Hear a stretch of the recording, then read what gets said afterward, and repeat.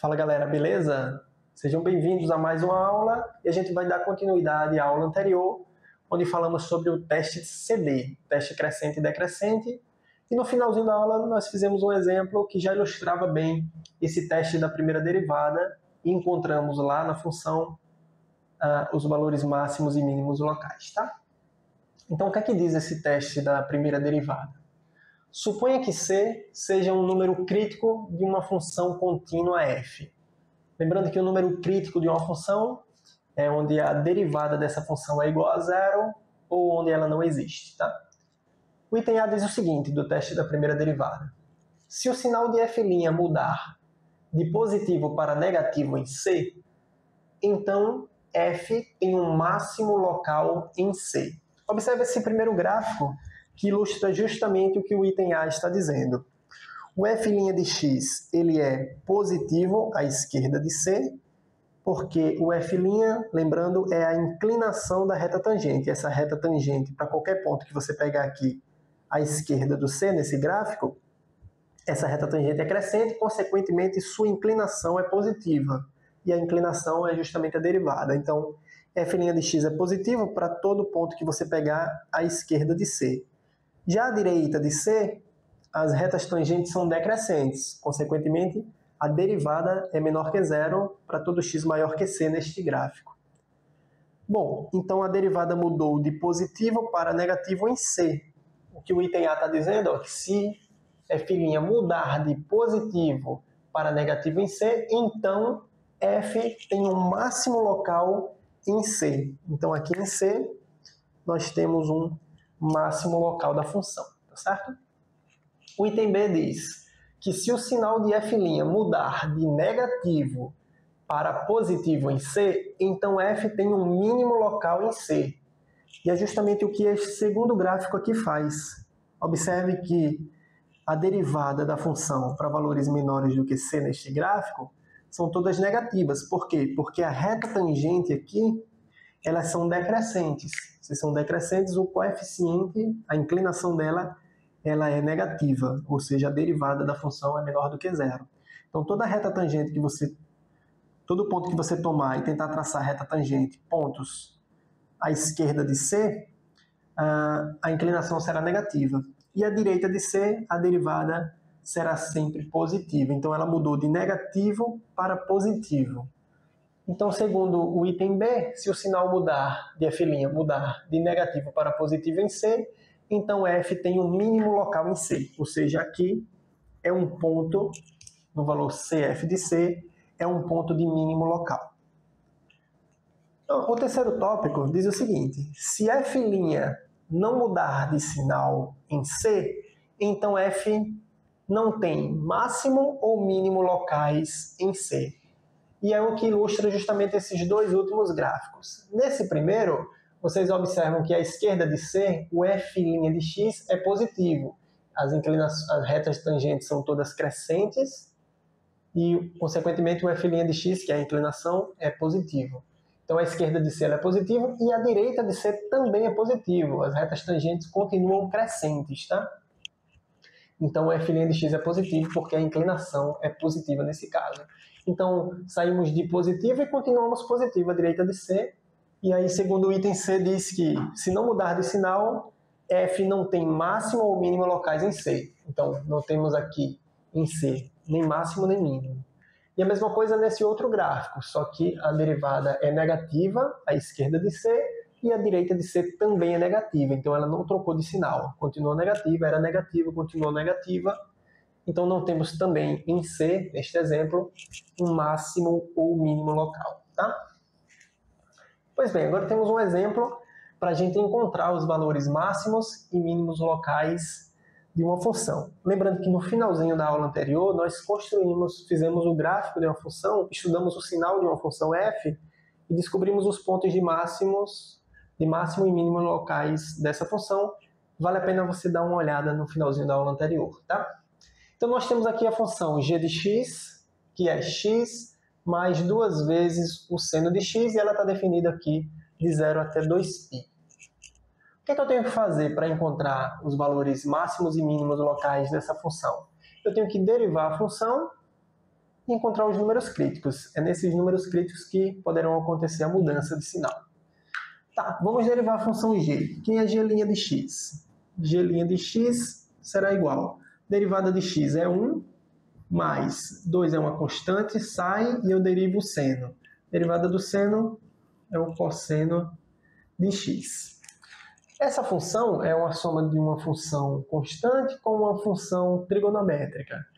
Então, nessa função, nós não teremos pontos onde ela não está definida.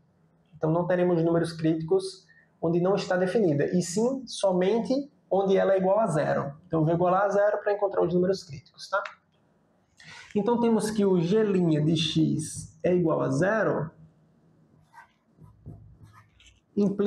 vai implicar, ou se somente se, tanto faz aqui, que 1 mais 2 vezes o cosseno de x é igual a zero. Você já poderia igualar isso direto a zero, tá?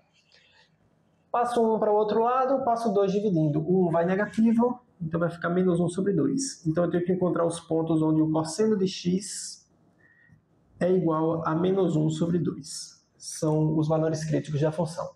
Lembrando que eu estou nesse ambiente, né? Estou entre 0 e 2π, intervalo aí fechado, de 0 a 2π. Ok, vamos relembrar um pouquinho daquela tabelinha trigonométrica. Deixa eu pegar aqui outro piloto. Está aqui. Vamos relembrar um pouquinho da tabela trigonométrica. Vou fazer aquele ângulos notáveis, os ângulos notáveis clássicos, né? Para o seno, só para relembrar, e o cosseno. Faço os dois porque geralmente a gente aprende a musiquinha com os dois e às vezes até com a tangente, né? Aqui eu vou colocar o ângulo e vou colocar o ângulo em radiano. Os ângulos notáveis é 30, 45 e 60 graus, né? Então eu vou colocar em radiano. 30 é π sobre 6, 45 é π sobre 4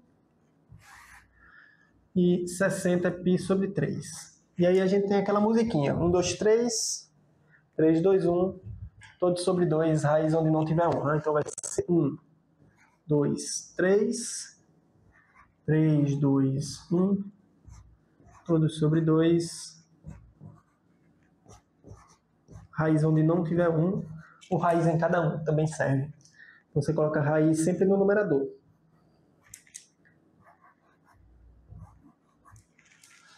Pois bem, o que é que eu tenho com isso? Eu sei que o cosseno de 60 graus, ou de π sobre 3, é 1 sobre 2. Aquele que é negativo. Tá, aqui é no primeiro quadrante, tá? Olhando aqui para a circunferência trigonométrica, eu estou no primeiro quadrante. Para dar um meio, é em π sobre 3. Tudo bem. O que é que eu vou fazer? Eu sei que dá um meio em π sobre 3. Eu vou marcar aqui o π sobre 3. Acho que a melhor maneira de marcar é aqui.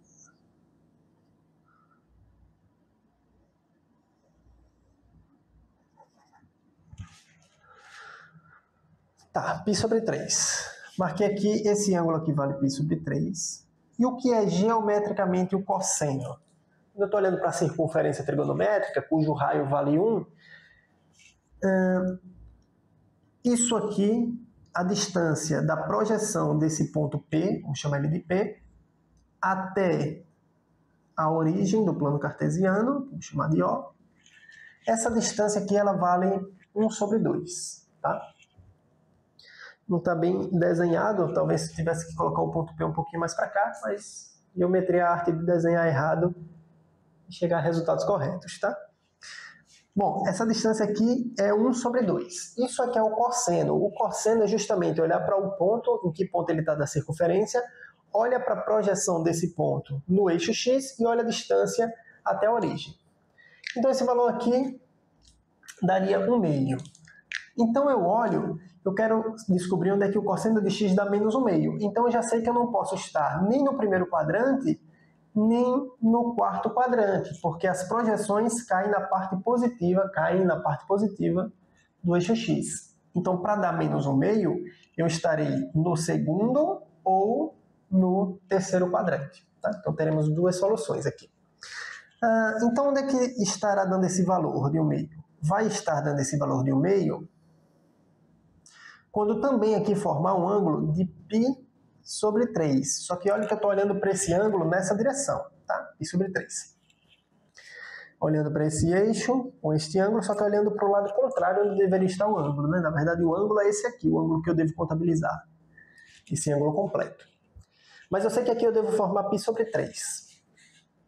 Bom, se eu tenho que formar π sobre 3 para formar esse ângulo, formar essa distância aqui valendo menos 1/2, aqui não é a distância, né? Aqui o valor dá menos 1/2, porque eu estou na parte negativa do eixo x. Então, eu tenho que ter... Eu sei que esse ângulo deve ser π sobre 3, mas o ângulo que me interessa é esse outro. Então, como é que eu descubro quem ele é? Ora, eu sei que meia volta vale π, então eu faço π menos π sobre 3.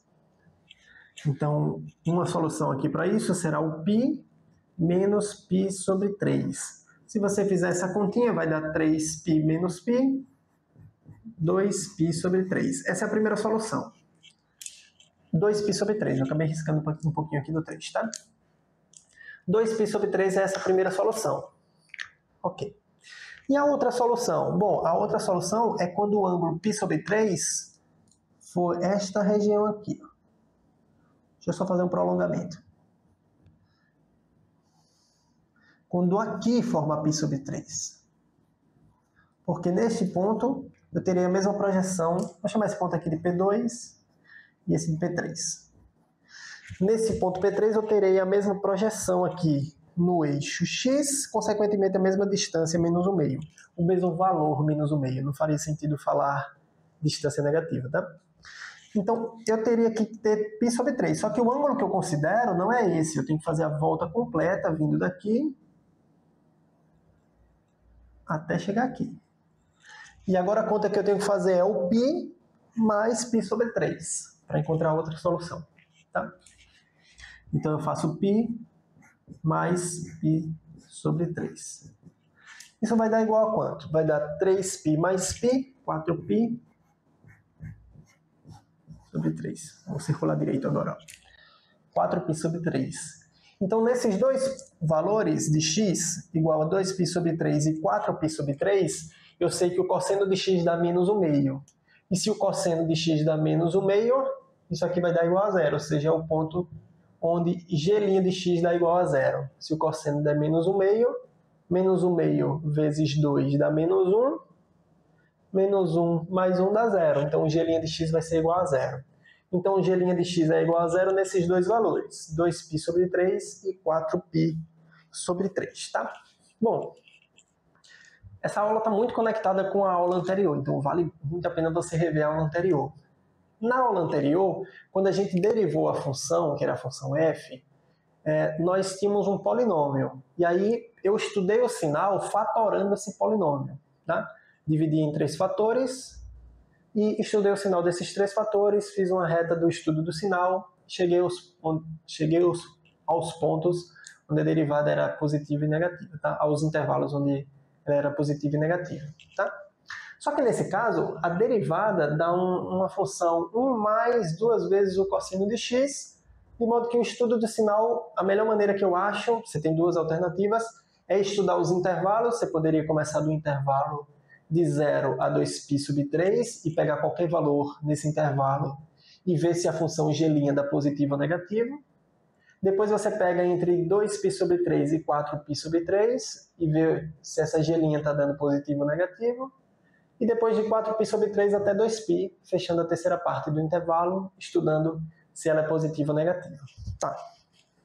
Outra maneira que a gente pode fazer é estudar o gráfico da função g', que é o caminho que eu vou adotar. Vou tentar esboçar o gráfico dessa função e através do gráfico dela a gente descobre onde é que ela está desenhada na parte de cima do eixo x, logo a derivada será positiva, e onde é que ela está desenhada na parte de baixo do eixo x, ou seja, onde o g' de x é negativo, tá certo? Pois bem, essa função aqui, para eu desenhá-la, eu comecei fazendo aqui um gráfico da função e fiz aqui de azul o gráfico da função y igual a cosseno de x, simplesmente. Se eu for construir o gráfico dessa outra função, vou chamar de y também, tá? Eu vou tentar construir o gráfico da função y igual a 2 vezes o cosseno de x. Ora, eu tenho aqui a função y igual a cosseno de x, ela varia no máximo, aqui no eixo y, vale 1 e no mínimo ela vale menos 1.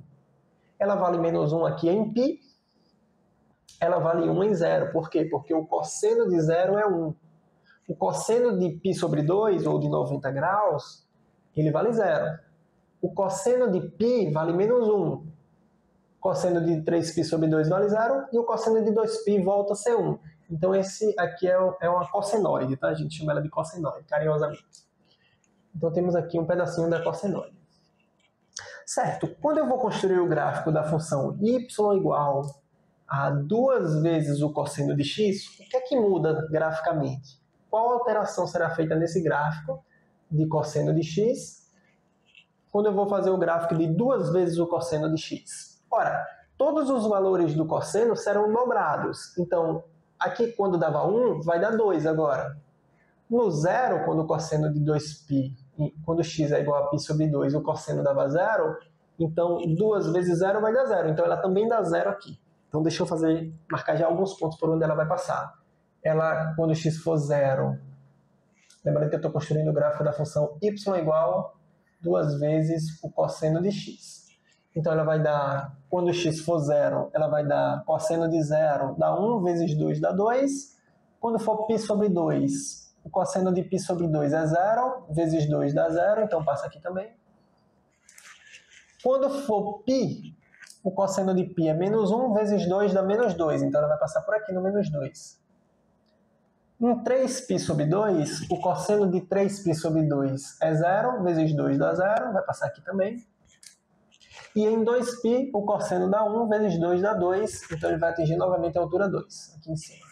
Então o gráfico é muito semelhante ao gráfico da cosseno de x, só que ela tem uma onda maior, tá? Ela tem uma amplitude aqui, a imagem da função não será construída mais entre menos 1 e 1, e sim entre menos 2 e 2, tá? Então você tem um gráfico mais ou menos assim, tá? Passa por aqui, faz a curva, passa por aqui e atinge o máximo em 2. Dá uma borradinha aqui no final. Mas tudo bem. Então o gráfico é muito semelhante ao gráfico da cosseno de x, só que você ampliou. Você ficou 2 vezes esse valor. A imagem passou a ser de menos 2 até 2, tá? Pois bem, agora o que é que muda para a g' de x, que finalmente é a que eu quero construir? A g' de x, ela é 2 vezes o cosseno de x, aquele mesmo gráfico que está ali, só que eu somo uma unidade, ou seja, eu translado esse gráfico, que está de amarelo, talvez, translado uma unidade para cima. Então, no lugar do 2, ele vai passar pelo 3. Deixa eu pegar mais uma cor aqui. Então, no lugar de passar aqui pelo 2, vamos passar pelo 3. E aqui no lugar de passar no 0, eu passo no 1. Eu estou subindo uma unidade. Aqui no fundo do poço não será mais ou menos 2. Será aqui, ó, no menos 1. Quando aqui era 0, vai passar a ser 1 agora. E no lugar dela atingir uma altura máxima 2, ela vai atingir uma altura máxima 3. Então o gráfico é exatamente esse gráfico que está de amarelo, só que eu vou deslocar ele uma unidade para cima. Tá? Então deixa eu tentar fazer ele aqui. Ele vai ficar assim.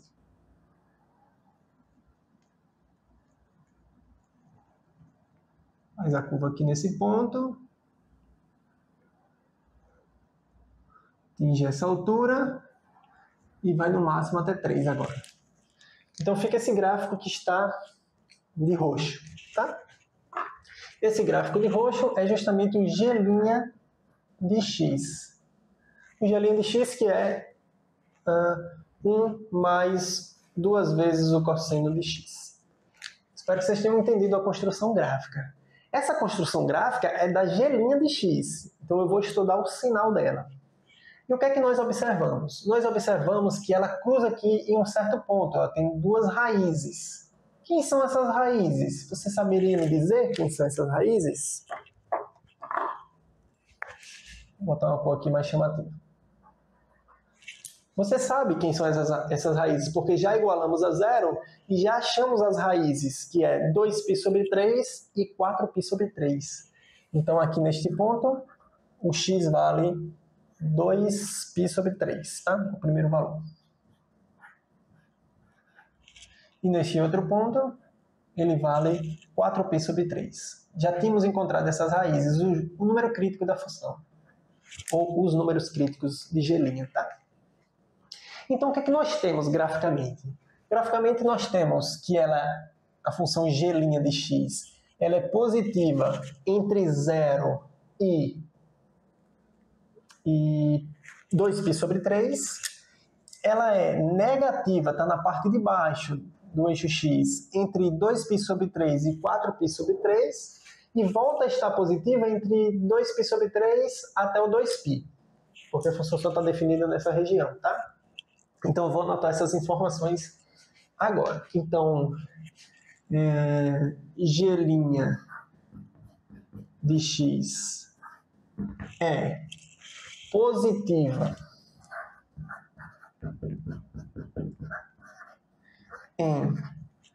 no intervalo de 0 até 2π sobre 3.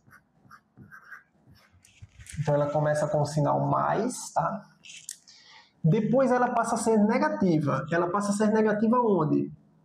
Ela fica construída na parte de baixo do eixo x entre, então, G' de x é negativa em 2π sobre 3 até 4π sobre 3.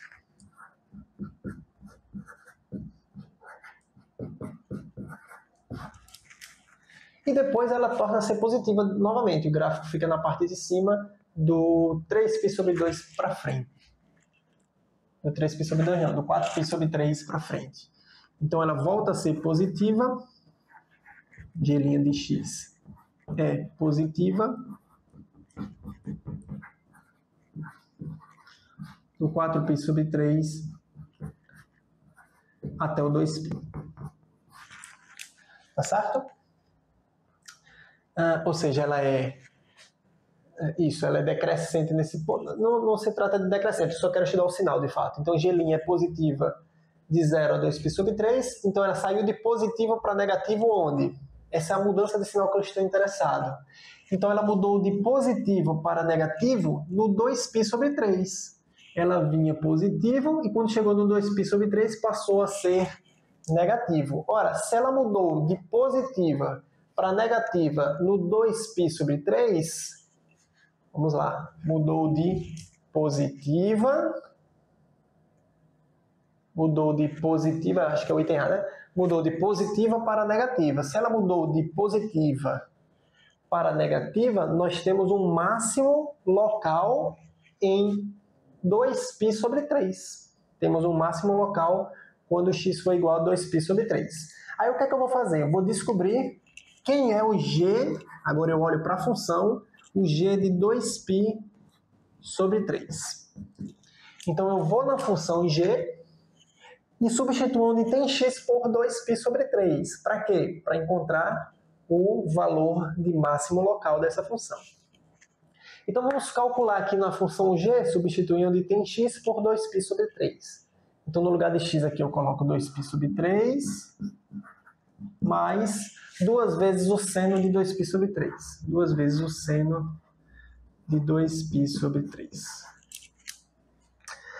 O que é o seno de 2π sobre 3? Quanto é que vale o seno de 2π sobre 3? Ora, o seno de 2π sobre 3 vai dar o mesmo valor que o seno de π sobre 3, porque em 2π sobre 3, que está onde está o ponto P2, em 2π sobre 3, o seno é positivo. Por que o seno é positivo? Porque o seno agora é a projeção no eixo Y. O seno é isso. Então, aqui no segundo quadrante, o seno também é positivo. O 2π sobre 3 está no segundo quadrante, está representado pelo ponto P2. Então, esse seno é positivo. E qual é essa distância? É a mesma do que o π sobre 3, que está representado pelo ponto P. Então, ela vale raiz de 3 sobre 2. Então, eu substituo aqui por o seno de 2π sobre 3 por raiz de 3 sobre 2, tá?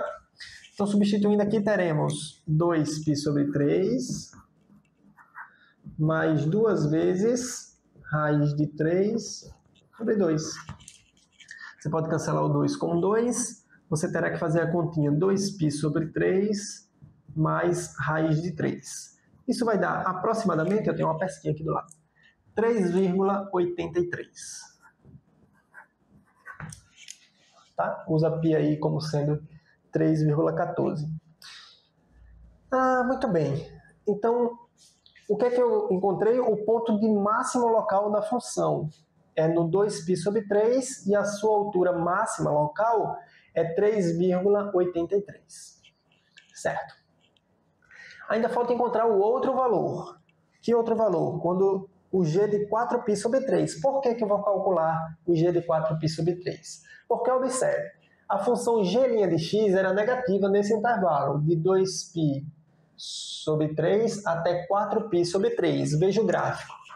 Ela ficou negativa de 2π sobre 3 até 4π sobre 3 e passou a ser positiva depois do 4π sobre 3, ou seja, passou a ser positiva do 4π sobre 3 até o 2π. Então, onde ocorreu a mudança de negativo para positivo? Ocorreu em 4π sobre 3. Em 4π sobre 3 ocorreu essa mudança. Mudou de quê para quê? Mudou de negativo para positivo. Então, f tem um mínimo local nesse valor c, em 4π sobre 3. Então, eu tenho que descobrir também quem é esse valor. Então, vamos calcular o g de 4π sobre 3. Vou fazer aqui o g de 4π sobre 3. g de 4π sobre 3. Volto mais uma vez para a função g, substituo onde tem x por 4π sobre 3. Então, vai ficar 4π sobre 3 mais 2 vezes o seno de 4π sobre 3. Quanto é o seno de 4π sobre 3? O 4π sobre 3 está representado com esse ponto P3, tá? Então, o seno é a projeção no eixo y, ela é negativa. E por simetria, mostra-se que esse comprimento é igual a este. Só que aqui eu tenho que colocar o sinal negativo, porque está na parte de baixo do eixo y. Então, é o mesmo valor do positivo, só que com o sinal trocado. Então, é o raiz de 3 sobre 2, só que negativo. Então, vai dar 4π sobre 3, mais 2 vezes menos raiz de 3 sobre 2. Cancelo 2 com 2, mais vezes menos vai dar menos. Eu terei 4π sobre 3 menos raiz de 3. Também tem uma colinha para isso aqui, ó. Se você fizer essas contas, vai dar 2,46 aproximadamente. O que significa que esse é o valor mínimo local da função, tá? Em outras palavras, deixa eu até mencionar isso aqui, ó. Em outras palavras, o ponto 4π sobre 3, vírgula 2,46, deixa eu botar ponto e vírgula para separar o x do y, tá? 2,46, isso aqui é um ponto, é um mínimo local de G. Aqui é um ponto mínimo local de G. E com as contas que nós fizemos aqui em cima, deixa eu mostrar aqui para vocês, ó. Com essas contas que nós fizemos aqui em cima, no 2π sobre 3, o valor deu 3,83, então isso aqui, ó, o 2π sobre 3, isso é um π, tá? Vírgula, ponto e vírgula, né, para separar o x do y, 3,83, esse ponto aqui em questão, ele é um ponto de máximo local.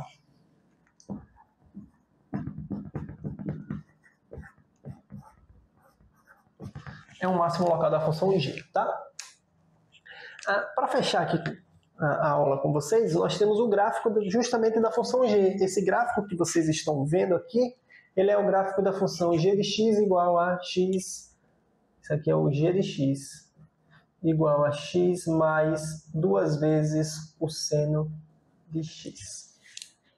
Esse gráfico aqui é o gráfico da função g de x. Então, observe que no 2π sobre 3, nós temos um máximo local. Qual a altura que ele atingiu? Ora, no 2π sobre 3, a altura foi 3,83. Então, foi quase o valor 4 aqui. Foi quase o valor 4. Então aqui é um ponto de máximo local.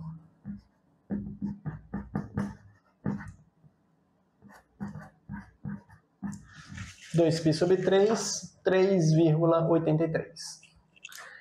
E aqui no 4π sobre 3 nós temos um mínimo local. No 4π sobre 3 nós temos um mínimo local. Qual a altura que ele atingiu? 2,46.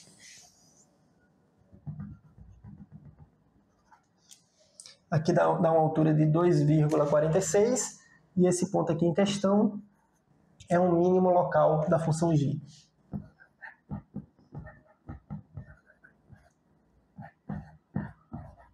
É um mínimo local da função g, tá certo? Bom, é isso o teste da primeira derivada. Já já a gente vai falar na próxima aula sobre o teste da segunda derivada. O que a segunda derivada diz a respeito da função f. Bom, espero que vocês tenham curtido essa aula. A gente se encontra daqui a pouco. Até mais.